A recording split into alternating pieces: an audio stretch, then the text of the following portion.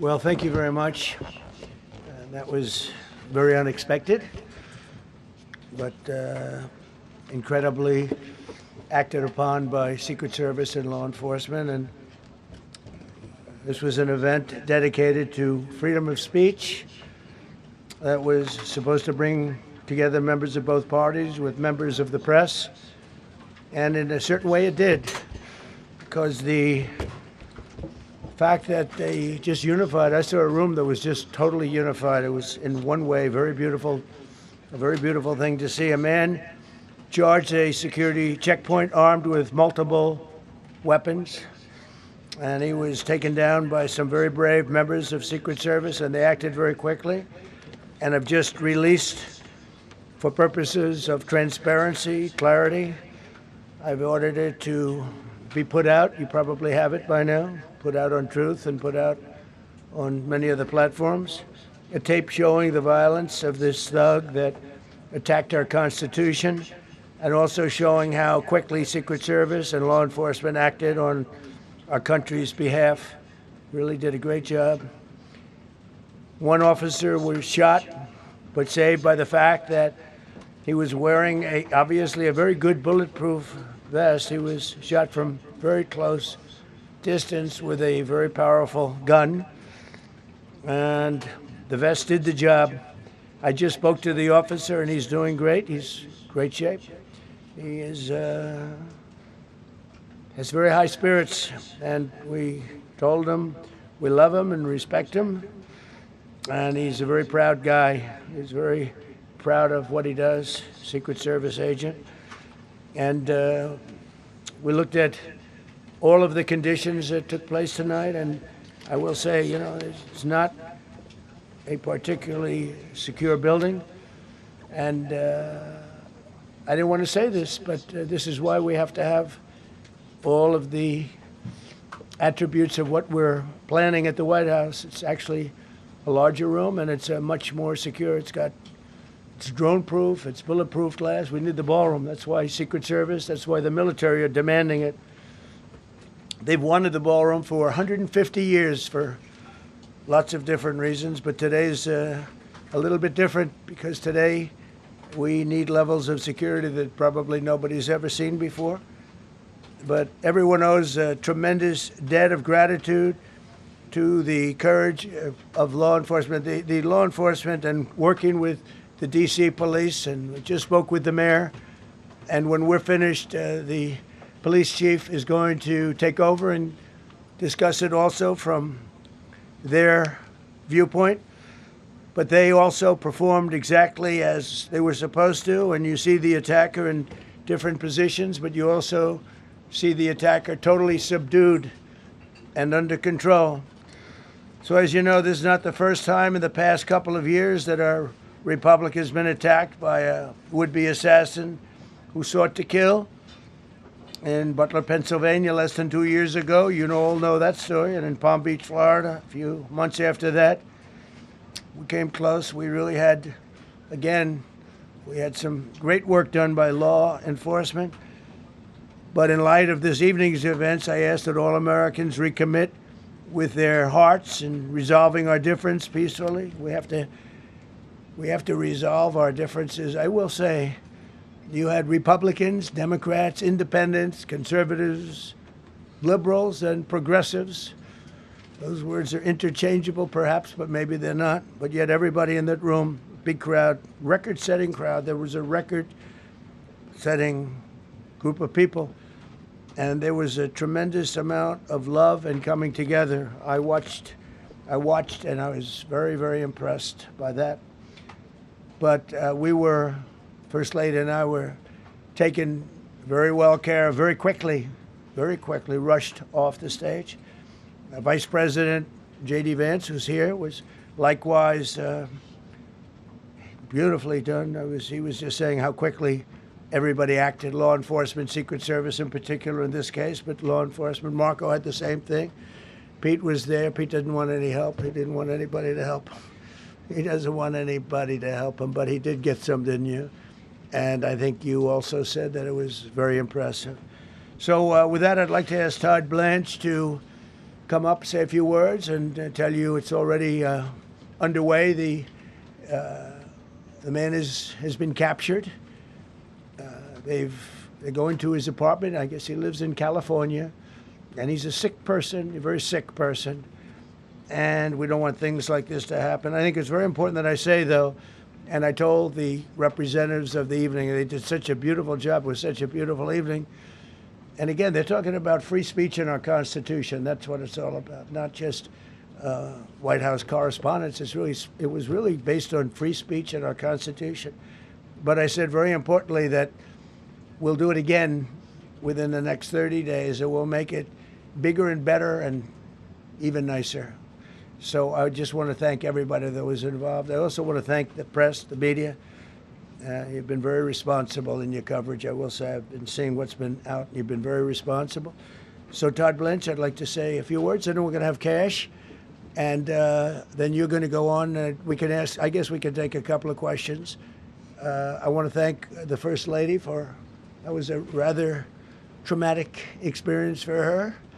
There was a lot of action taking place up there very quickly. But again, the response time was really incredible. And we're going to reschedule. We're going to do it again.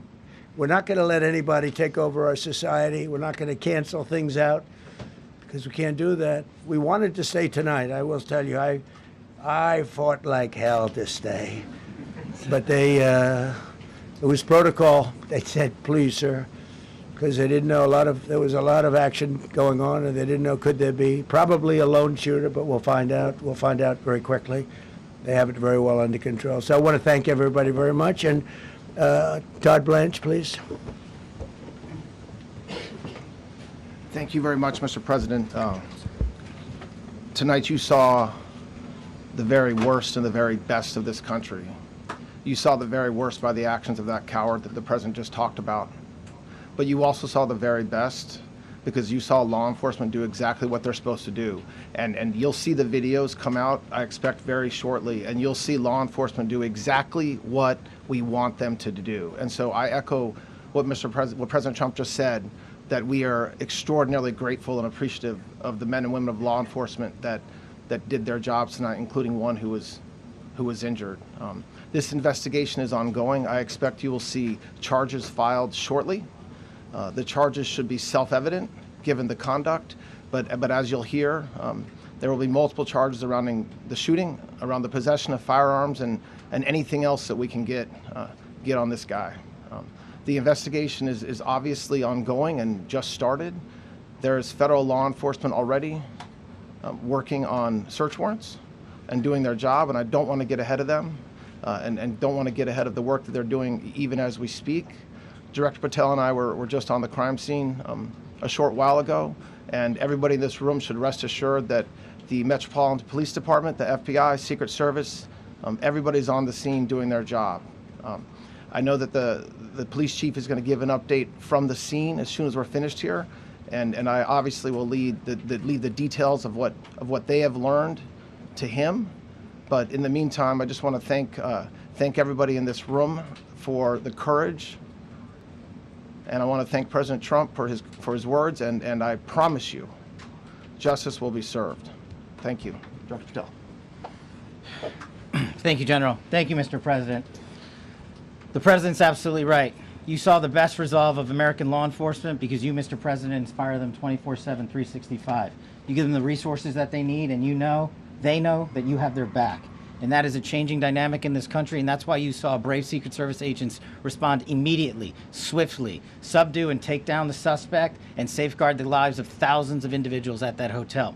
Thanks to our interagency partnership with the Department of Homeland Security and the Metropolitan Police Department, the FBI was rapidly deployed onto the scene, took over the evidence response unit, is examining all the ballistics that were found on scene to include the long gun and the shell casings. We are conducting witness interviews as we speak.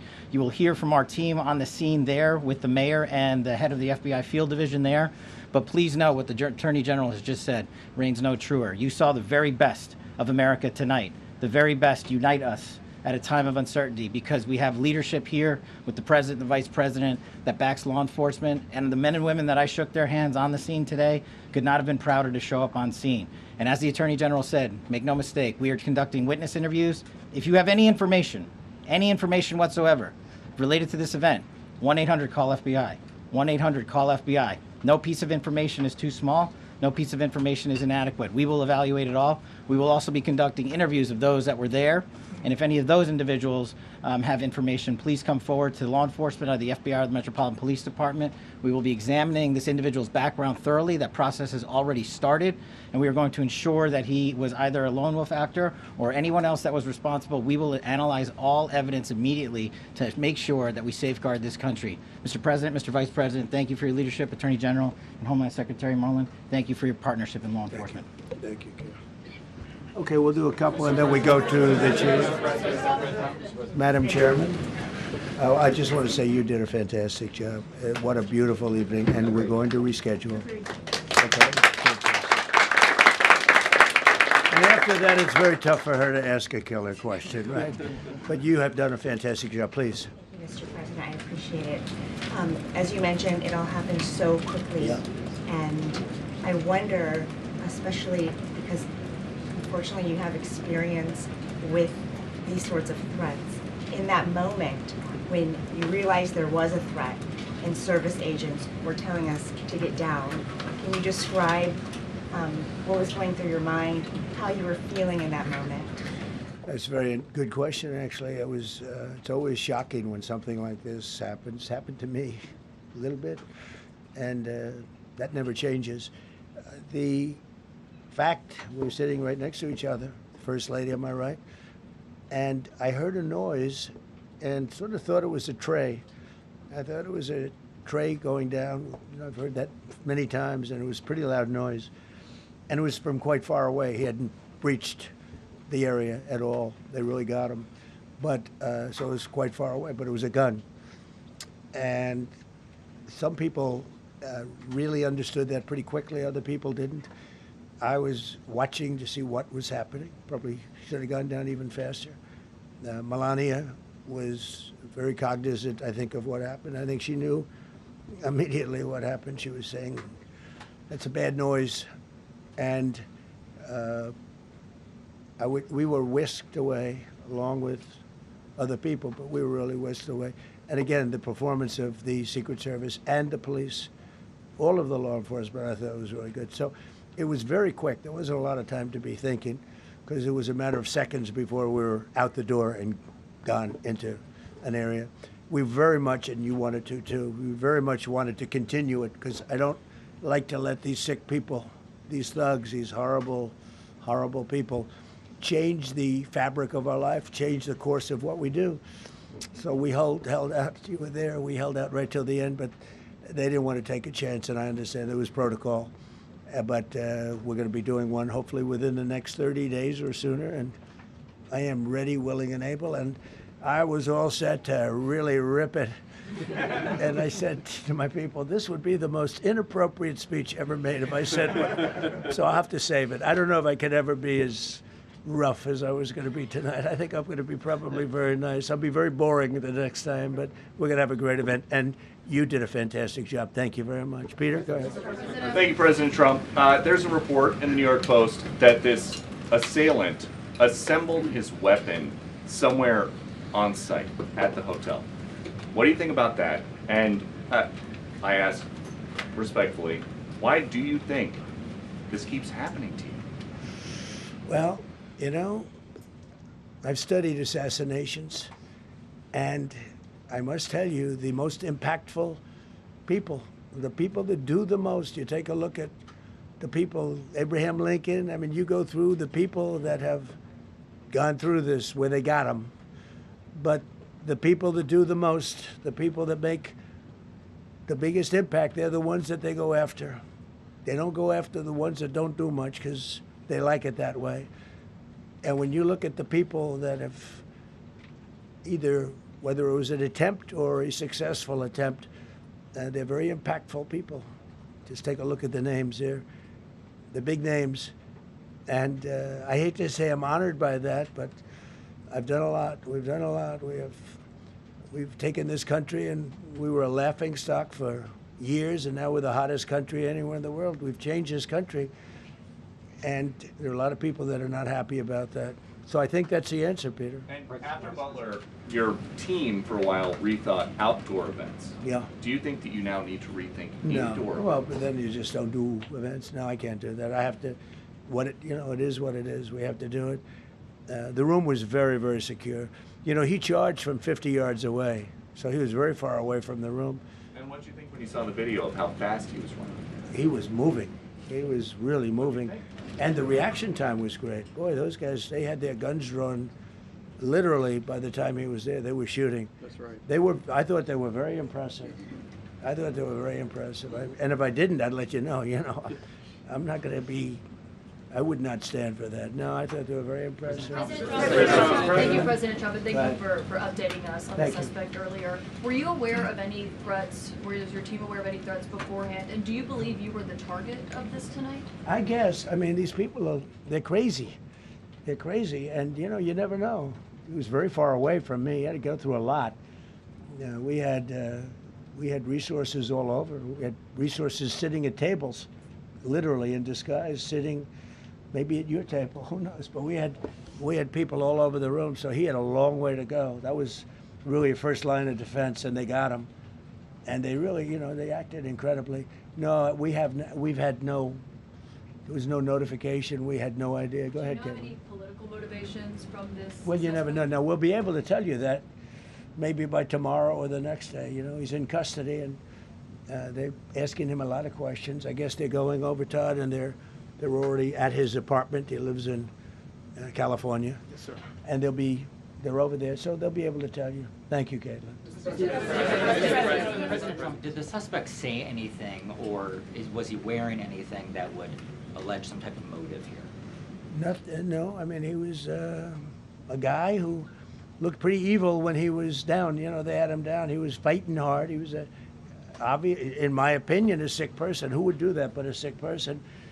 But I think you're going to find everything about him. No reason to talk about it now. But tomorrow at this time, long before this time, you're going to know a lot of things about him.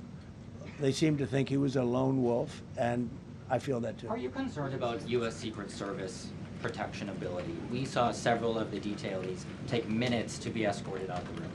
No, they acted very quickly. No, I was very impressed by Secret Service. Secret I mean, Service did great. I'm the one, and Mark Wayne, you would agree with that, I think. Absolutely. I'm the one that would complain. You don't have to complain for me. I would be complaining. I'd be up here right now saying they didn't do their job. Oh, believe me, because, it's my life, and I want to live because I want to make this country great. That's why I want to live.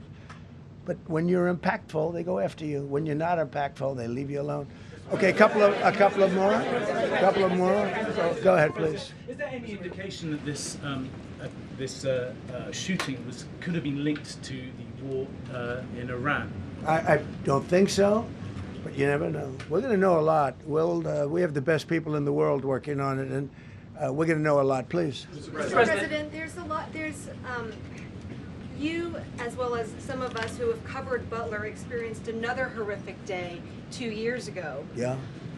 What felt similar? You had the First Lady with you today. What felt different? And you have another 2+ years in office. Are you concerned about something like this happening Well, I again? can't be concerned. I can only get great people. They did the job, in my opinion, a much better job than Butler. Butler had one weak spot that we all know about. Somebody should have been up there. But even Butler, we had our sniper on our side within 4.2 seconds from a distance of about 400 yards, one shot, and he was gone. And if he didn't do it, now, he's David. His name was David. I say, hello, David, every time I see him. David, I like you very much, David. But think of that. Now, if he doesn't hit him, and he hit him right between the eyes from 400 yards without any notice, nobody knew. He heard a sound. He looked over, and there was actually a tree that was somewhat in his way. You know the story very well. And he aimed, he fired, and if he didn't do that, beyond me, you would have had a lot more people killed. We lost one great person and 2 people very badly hurt. They're okay now. But no, that was, so in a sense, they It was pretty amazing the job they did. But they did have that one weak spot, as you know. They should have had that covered. Tonight they had everything covered very quickly, and he was fast. He was running full blast, and they got him before they got any further. I was very far away. You know, he hadn't anywhere close to breached the doors of the ballroom. The ballroom was sealed, and everybody in there. That's why once those doors opened, they didn't want to do tonight. If the doors weren't opened, we could have probably done it tonight. But I think we're much better off rescheduling. Yeah, please. Mr. President, for you and perhaps law enforcement as well, what is the level of confidence that this was a lone actor, and has the suspect made any statements to police while in custody? Yeah, I think it's just look, it's not my profession. We have great professionals up here and outside that have been working with us. My impression is he was a lone wolf, whack job. These are crazy people. These are crazy people, and they have to be dealt with. We had that in the second attempt, as you know, and he's spending life in prison because if you let him out, they'll probably, you know, if he serves 10 years or 15 years, you let him out, he'll probably try it again with somebody else. They're sick people. We have a lot of sick people. But you're going to know, I think very shortly, you're going to know, Todd, a lot about him. You're going to know a lot about him. Yeah, a couple of more. Yeah, please, go ahead. Are you concerned about political violence? This could be politically All motivated. violence. You know, I'm concerned about everything. Look, but I can't be so concerned that you can't function. No, I'm here. It's a dangerous profession. You know, I tell the story, race car drivers, I think it's very dangerous. So if you take 1% and then take about 10% of 1%, just to break it down very easily, they die. So much less than 1%, 10% of 1%. I think bull riding is very dangerous. If you take about the same, 10% of 1%, much less than 1%. But if you take presidents, it's 5.8%. And about 8% are shot at. So nobody told me this was such a dangerous profession. If Marco would have told me, maybe I wouldn't have run. Maybe I would have said, I'll take a pass. No, it's a dangerous profession, but I don't view it that way. Look, I'm here to do a job. It's part of the job. It is a dangerous, I can't imagine that there's any profession that's more dangerous. But I love the country, and I'm very proud. I'm very proud of the job we've done. You see what's happened. We have a great country. We've got, I think, the most successful, the hottest country anywhere in the world. This happened over a period of just a year, and we're going to do great things. But with that come risks. There's no question about it. Yeah. To that end, I mean, there's been so much political violence, not just aimed at yourself, but at other members of, members of Congress, state house speakers, you name it. Is that just the cost of doing business to do politics in America anymore? Yeah, well, what does that say about our country? Too. You know, we're not the only country. You look at this great violence with all countries. I was talking to somebody from another country today, and they have numerous assassinations of political figures all over the world. You look at South America, it's like some of the numbers are just horrific. It's dangerous. It's dangerous stuff, whether it's here or someplace else. No country is immune. No country. Good question. Is it possible to turn that temperature down at this point? Well, probably if I decided to just not do much, if I let everybody rip us off and take advantage of us. Look, we're leading the world in trade now. We're leading the world in the military. We're the greatest military in the world. I rebuilt it in my first term, and now we use it because we have no choice. We can't let, as an example, Iran, we can't let them get a nuclear weapon. Everything will be peanuts compared to that if they ever were given a nuclear weapon, and they'd use it too. Marco and I were talking about it today. They would use it without even hesitation. We can't do that. It was a shame. I said, oh boy, look at the numbers. We just broke 50,000 in the Dow. We just broke 7,000 in the S&P. They said we couldn't do it in 7 years, in 5 years, 4 years. They were saying maybe in 5 or 6 years. And we did it in 1 year. And I called everybody together. I called all of these people and others, and I said, we have to take a little journey. I see to do this. We just had the great number. We just broke 50,000. Wasn't supposed to happen during my term. Wasn't reachable. We did it in 1 year, and I said, we're going to have to make a journey to Iran. They're going to have a nuclear weapon if we don't do it. We had the B-2 bombers take them out. I terminated in the first term the Obama agreement, the Iran nuclear agreement, which was a disaster. That was a road to a nuclear weapon. They would have used it. They would have used it 100%. So, you know, when you do things like that, you become a target. If I wasn't doing that, I guess I'd be a lot less of a target. But I'm honored to be. Okay, one more question. Go ahead. Yeah, go ahead. Thank you, President Trump. Thank you, President Trump. Do you know how the gun was brought into the hotel? And also, how does this event impact you as the leader of our country? Do you think it will change your I leadership? like not to think about it. I lead a pretty normal life, considering, you know, it's a dangerous life. I think I handle it as well as it can be handled. I think a lot of other people, you know, you read stories where they become basket cases. To be honest with you, I'm not a basket case. I really take it as it is. I do it for the country. I'm not doing it for any other reason. I have a first lady who's doing a terrific job. She loves the country, and she recognizes it better than anybody. She's told me numerous times. She said, "You are in a dangerous job," but that goes along with her too. I mean, it's dangerous for her too. We sat there tonight. We heard that noise, and it was either a tray or a bullet. I was hoping it was a tray, but it wasn't. And again, we had some very brave people doing a great job, so we're very proud of them and happy with them. I just want to thank everybody. They will be able to give you all that information as to the names and everything else. I think we released the names already. Most of you would have it, but his name. We appreciate it. I see so many tuxedos and beautiful dresses. It was a little different evening than we thought, but we're going to do it again, and we have a great chairman who we're so proud of, and we have to make it better. We'll make it safer, I guess, right? But we're going to make it even better. Okay, thank you very much. Thank you. President Trump, so we're here from the first lady who talked about how impactful this was. Can we hear from her about? Well, honey, would you want to say something? Okay. Huh? One in the back, sir. Right.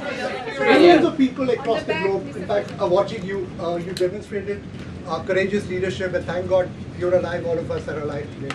What is the message that you want to give to the world that this should change? What corrective measures can we take from here on? Well, all you can do, look, I don't care how many people you have, how good they are. They can be the greatest people. You have the greatest security in history. If you have a whack job who's got a brain, but it's a little bit distorted or a lot distorted, they can make trouble. I would say, Pete, right? You know, they can make trouble.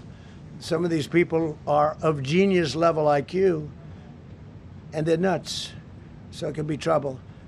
So you do absolutely the best. You get the best. We have the best people. Well, look, it was proven tonight. He started running from 50 yards, and he was fast. He was like a blur on tape. He was moving. It was very impressive the way they got him, because a lot of people would be looking and saying, you know, it's like a weird feeling, and they would let him get through, but they didn't let him get through. They drew those guns so fast. They looked like Matt Dillon. They looked like somebody that knew what they were doing, and we really do. But it comes with the territory. And if you want to do a great job, I really believe that. And you take a look at what's happened to some of our greatest presidents, and it doesn't happen to people that don't do anything. And it's not going to deter me from winning the war in Iran.